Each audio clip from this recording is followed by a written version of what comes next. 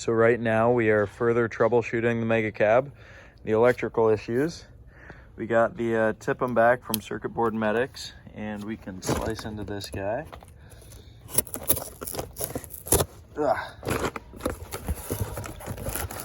They cleaned, hopefully cleaned anyway, and reset TIPM for in here. So this is looking a little bit better. Cleaned at least, so maybe it was just a loose connection that they cleaned for 200 bucks. Regardless, we're going to follow the installation instructions here to install the TIPM properly to give us the best shot at having a successful running lightless Megacab. Halfway through right now, we are completing the global reset. I just got these zip tied together, which I've never heard of. So this thing is all taken apart at the moment, but still should be functional. Oh, no fuse. Well, we have that now. The radio's bugging, which is fun.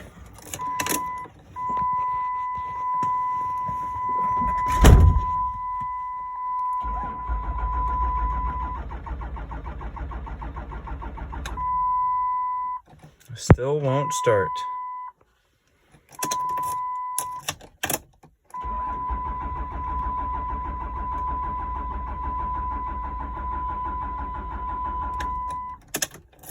Quick update, no fix yet. Got it in, got it installed, no luck. So again, today we were trying to get the big Mega to start. No luck thus far. Need to drop in some new batteries because we toasted them last time. But this time I brought my scanner, the Snap-on, and I'm gonna see what codes come up. Hopefully that gives me some clues into if there's like a sensor that needs to be replaced as to why it's not starting. Now, obviously with the batteries being out, it won't have historical data because it resets the computer and there's no juice to keep it. But if I tried a few times, it should throw a code as to why it's not starting. Fingers crossed, that's my hope anyway. And then hopefully I can get it diagnosed, fixed, and running so I can drive it and use the truck instead of it being a brick right here for the past few months. Got old Jumpy on, and this, let's see if she goes. She is torn apart. Trying to fix the electrical issue. Wait to start for the D's. It is nasty in here, but hey, maybe she'll start sometime.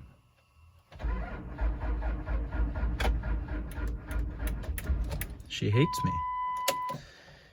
It in fact hates me.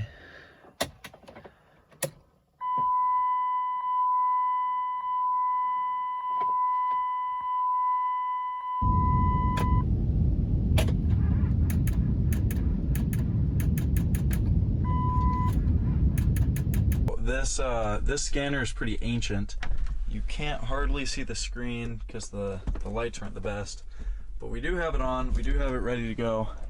We'll try to connect to this US domestic. We got Chrysler Dodge. We'll keep it going. I'll update you.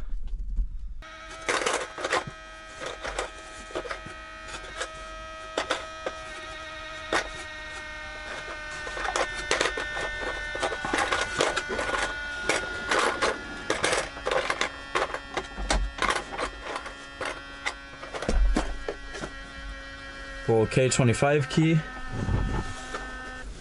We are lit up with codes. Hopefully I can show you. Can hardly see it on the screen. We got a flashing check engine. We had one anyway.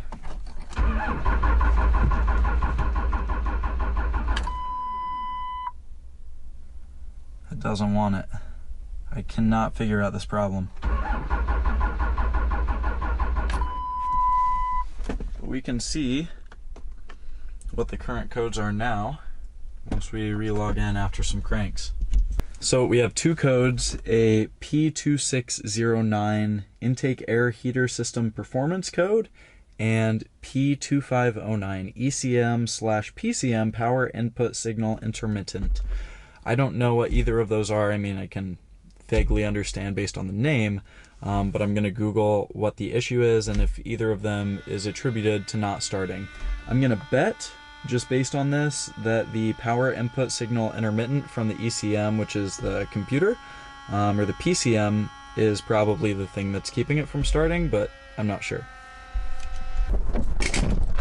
Well, this thing is torn to shreds, but I looked it up and it appears that both of the problems may be attributed to not grounding the batteries properly or not having the battery on well enough. And I mean, I think it might be safe to assume that that's a little loose. So we can reconnect this all the way, tighten it down, clamp it down. I've just been removing this so much that I wanted to pick it up and take it out, but if the truck is throwing codes and being finicky for that reason, then I'm not messing with that. Okay, we cranked it on, cranked it over, whatever. I got the wrench right here. I tightened down the battery ends. I'm gonna try it now. Dang it. Still nothing. Still the flashing check engine light.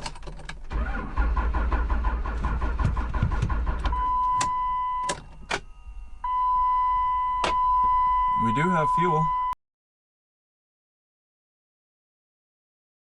So we got the 24 here with the good old mud tires.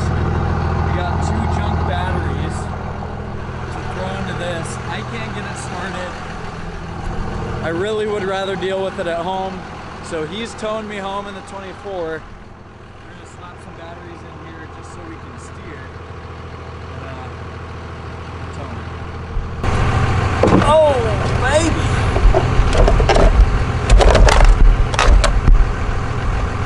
One may be enough to get her in gear. Wait, is that right? Yeah. It's muddy up here. It's muddy as here. I think it's because we've destroyed the grass here. Yeah? With some cars. That there's no traction anymore. We lost our mirror. Ew! Look at this side.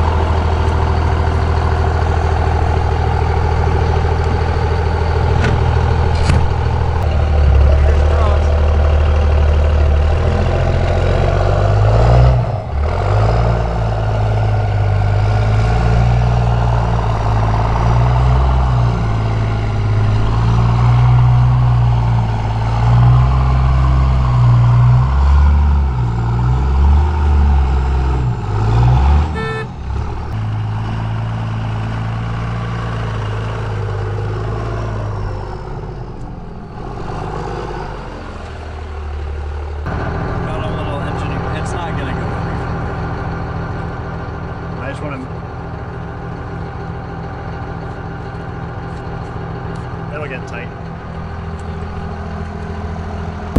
We've made it to the road. Gotta love it. 3rd gen and 2nd gen just boogieing. Who would have thought the older truck is better? Drive safe. Sure are. Give her a send. Pull. Go, baby. You can go halfway in. Come on. There's no traffic. Come on. Yeah. There we go.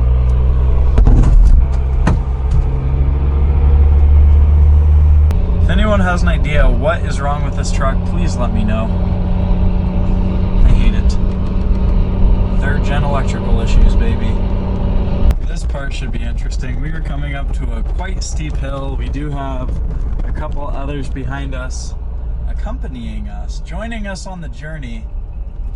We'll see how these street tires like this uphill start. I know that he put it in two-wheel drive, so might be a little interesting, but we'll see.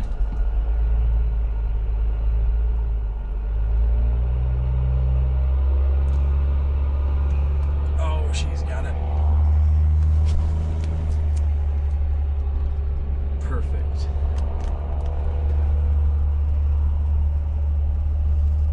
Beautiful execution, beautiful sunset in the background. It should be really easy from here. We've hit all of the main difficulties, I'd say. So it's just maneuvering it where it needs to go at my house at this point. Home stretch, baby. We are in it. We got the barns. We got the smoke nearly coming out of those stack boys, putting it to work. We're going a solid 45 miles an hour, which is so sketch, but oh well. Oh, you can tell he's just sick and tired of this. We're going 55 now. Dang. Boy, it was cruising. Just popped it into overdrive like it's nothing. Light work for the 2500. We are finally to the home acres. We got the barn cracked open. And it looks like we're just sending it right here next to the other 30.